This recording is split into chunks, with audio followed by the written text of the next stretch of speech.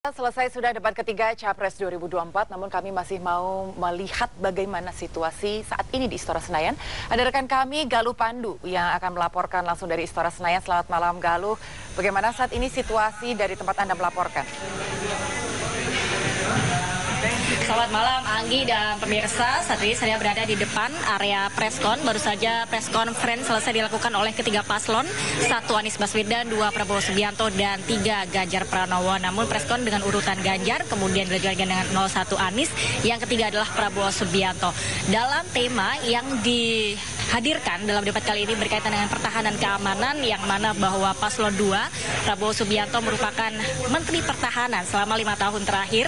Dapat disampaikan secara garis besar bahwa Prabowo Subianto menyatakan kecewa terhadap debat Capres yang dilaksanakan ketiga kalinya di Istora Senayan ini.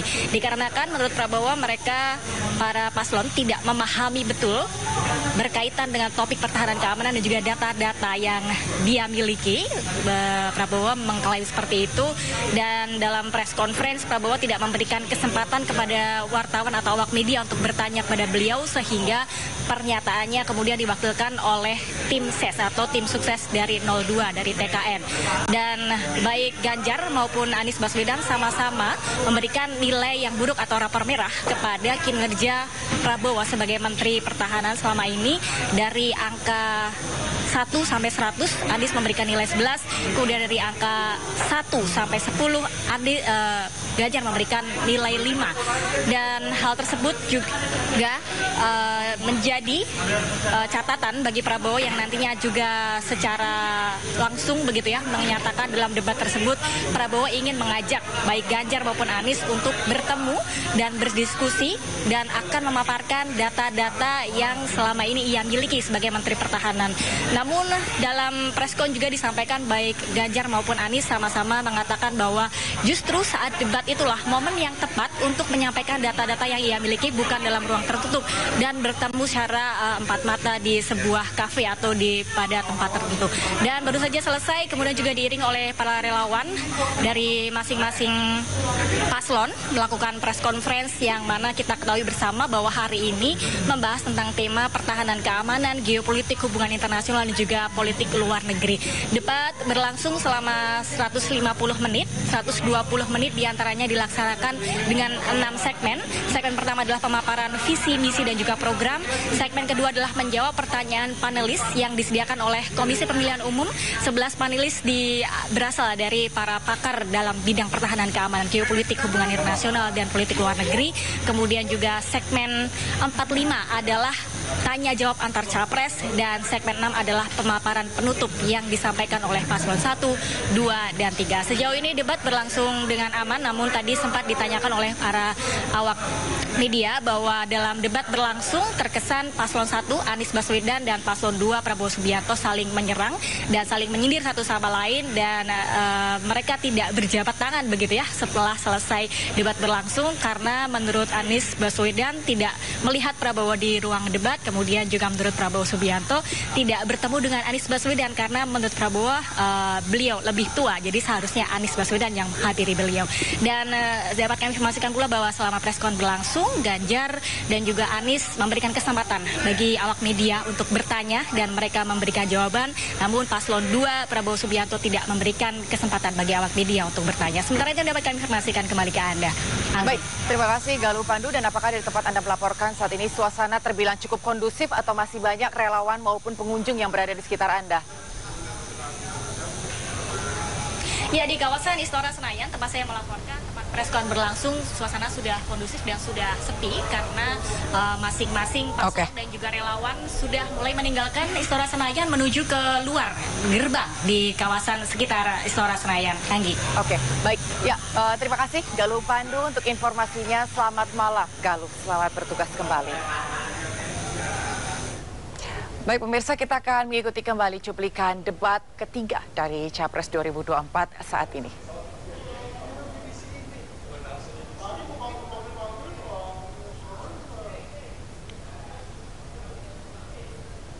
Hari ini hadir di studio dan tentu saja yang menyaksikan melalui tayangan televisi atau streaming. Kami membaca sekaligus mencatat persoalan luar negeri, pertahanan keamanan, dan tentu saja dari 3 ini kami akan menyampaikan poin per poin. Yang pertama terkait dengan politik luar negeri kita. Politik luar negeri kita adalah alat untuk negosiasi terhadap dunia luar, tapi kepentingan nasional harus nomor 1. Kenapa itu menjadi penting? Karena kita mesti betul-betul bisa melakukan redefinisi terhadap politik luar negeri yang bebas aktif, yang disesuaikan dengan kondisi kekinian. Ini penting karena apa? Karena kita perlu untuk memilih, memilah, dan memprioritaskan yang menjadi kekuatan, keinginan dari bangsa dan negara ini. Rakyat butuh bekerja. Rakyat butuh lapangan kerja lebih banyak, investasi harus lebih banyak. Maka kita mesti memperkuat infrastruktur diplomasi kita, duta besar, para diplomat, dan tentu saja inilah yang mesti kita berikan penugasan-penugasan untuk membereskan persoalan-persoalan kepentingan ekonomi nasional dalam konteks kekinian. Dan tentu saja kita tidak pernah lupa, Indonesia selalu setia pada kesepakatan yang pernah diambil. Dekolonisasi yang dilakukan mendorong, meyakinkan kita semua untuk membebaskan seluruh bangsa tanpa boleh mengintervensi satu dengan yang lain. Dan inilah komitmen kita pada kemerdekaan Palestina yang kita dukung terus-menerus. Maka kalaulah kemudian itu kita kerjakan, beberapa problem krisis iklim Ya pemirsa, sekarang kita akan menyaksikan bagaimana situasi di TPN. Ada Chamar Haenda dan juga para pendukung dari Ganjar Pranowo.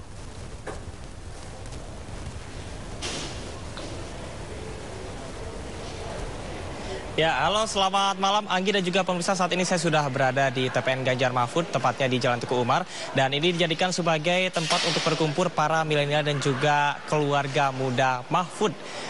Memang pemantauan kami sejak sore hari tadi ini sudah mulai ramai dan saat ini sudah selesai proses diskusi dan juga nonton bersama yang biasanya memang dilakukan oleh relawan muda Ganjar Mahfud. Tadi yang paling unik berbeda dengan TPN-TPN lain adalah bagaimana setting dari diskusi yang dilakukan secara santai. Nah, pas dilihat di belakang saya, ini merupakan setting saat tadi diskusi berlangsung, dibuat seperti semacam warung kopi begitu sehingga diskusi bisa berjalan mengalir. Dan tadi juga informasi yang kami dapat bahwasanya ada sebanyak 200 relawan muda Ganjar Mahfud yang secara sukarela untuk datang dan juga menyaksikan bagaimana gagasan-gagasan yang dimiliki oleh Ganjar dan juga Mahfud. Tadi memang disampaikan pula oleh sejumlah relawan muda Ganjar Mahfud terdapat 21 program yang mereka bantu untuk bisa mensosialisasikan kepada generasi muda karena Anggi dan juga pemirsa ini ada sebanyak lebih dari 51% ini merupakan pemilih pemula. Dan kita akan terhubung langsung bersama dengan perwakilan dari TPN Ganjar Mahfud, Mas Aiman Wicaksono. Apa kabar, Mas? Kamar, sehat selalu. Oke, Mas Aiman ini datang bersama siapa nih, Mas, saat ini, Mas? Ada Habib Kribo dan Bung Aziz. Iya. Oke, Habib Kribo dan Bung Aziz. Tadi kita sudah berbincang dengan Mas Aiman. Mas Aiman, kita mau sudah mulai sepi ya? Rame sekali. Ada Mas Anang juga, ada banyak macam-macam di sini. Ada yang Lex ya, Jinju itu semua. Oke. Mas Aiman, berbeda dengan titik TPN-TPN lain di mana ini sangat friendly sekali terhadap Gen Z dan juga milenial. Apa sebetulnya pesan yang disampaikan? Apakah pesan bahwasanya pemilih pemula ini tidak boleh golput begitu untuk generasi muda atau seperti apa, Mas? Jelas itu, tapi apa yang disampaikan oleh Mas Ganjar tadi sangat jelas. Pertama, substantif. Yang kedua, tidak emosional. Sehingga pesannya bisa ditangkap dengan baik.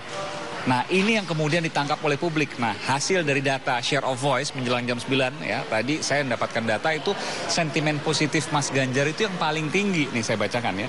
Sentimen positif Mas Ganjar itu yang paling tinggi 70 ini, sebentar saya bacakan, pukul 21.50. Sentimen positifnya 76,1%. Sentimen negatifnya sisanya 23%. Mas Anies sentimen positifnya 53%, sentimen negatifnya 46%. Pak Prabowo sentimen positifnya 33%, sentimen negatifnya 66%. Ini data persepsi publik ya yang ditangkap dari share of voice ya. Ini yang kemudian didapatkan. Jadi sentimen positif Mas Ganjar dari pembicaraan media sosial dan sebagainya itu yang paling tinggi, 77%. Apa artinya di sini? Artinya bisa ditangkap dengan baik, punya substansi yang baik, tidak emosional, lalu kemudian bisa menjawab dengan baik, bisa bertanya ya, dengan tajam tapi tetap proporsional. Jadi ini yang kemudian sangat punya efek bagi kalau tadi pertanyaannya Gen Z, sehingga mudah diterima tapi tetap elegan.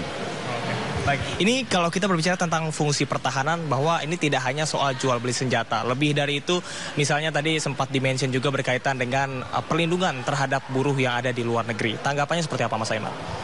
Buruh di luar negeri, ya ini kan kita bicara bukan hanya perang konvensional ya, pesawat, senjata dan lain sebagainya. Tapi ada dua.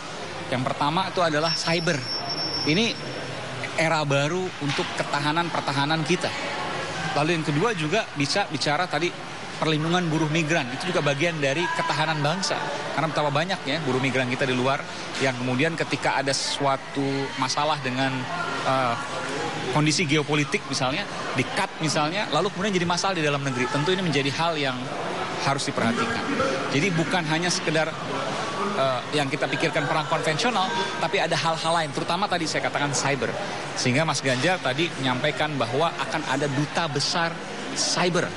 Ini merupakan keberpihakan Ganjar Mahfud terhadap cyber yang harus diperkuat, harus dimaksimalkan, harus difokuskan sehingga punya daya yang kuat untuk bicara perlindungan terhadap bangsa dan negara. Baik, Mas, terakhir pesan untuk masyarakat, utamanya untuk undecided voters, 24% yang belum menentukan pilihan terkait dengan debat-debat yang sudah dan nantinya akan dilakukan. 2 debat lagi, Mas, terakhir. Singkat saja, saya nggak pernah bilang pilih 1, pilih 2, pilih 3. Tidak. Tapi pelajari rekam jejaknya, pelajari hari ini, dan pelajari programnya. Sehingga mereka bisa dengan paripurna, dengan lengkap, mereka menyatakan pilihannya. Jangan golput. Pelajari dan pilih. Baik, terima kasih Mas Aiman dan juga teman-teman dari tim TPN Ganjar Mahfud. Sehat selalu, selamat bertugas kembali dan selamat beraktivitas kembali. Ya, Anggi dan juga pemirsa, tidak tadi perbincangan kami bersama dengan perwakilan dari tim TPN Ganjar Mahfud. Dan memang kalau kita lihat dari debat pertama, kedua dan juga ketiga, seperti yang sudah disampaikan oleh juru bicara dari TPN Ganjar Mahfud, bahwasanya terjadinya tren positif peningkatan elektabilitas dari Ganjar Mahfud. Dan kita akan nantikan untuk debat-debat selanjutnya. Dan sekali lagi terdapat 21 program dari Ganjar Mahfud yang terus disosialisasikan dan tentunya akan merangkul seluruh masyarakat Indonesia, utamanya untuk generasi milenial dan juga generasi muda, Gen Z, dikarenakan ada lebih dari 51% ini merupakan pemilih pemula. Sementara demikian, Anggi, kembali ke Anda. Baik, dari Tukumar, Camar Hendal melaporkan langsung. Terima kasih, selamat malam Camar. Baik pemirsa, jangan kemana-mana karena usai jeda kami masih akan kembali dengan informasi lain. Tetap bersama kami.